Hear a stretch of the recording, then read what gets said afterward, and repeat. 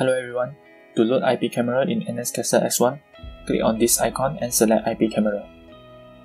You can add your own IP camera, write the name, address, IP and so on. After you're done, it will appear at here. You can edit your IP camera or delete.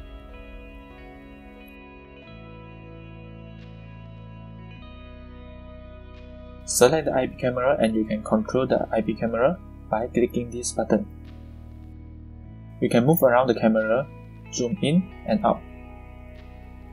That's it. Thanks for watching and hope you guys enjoy the video.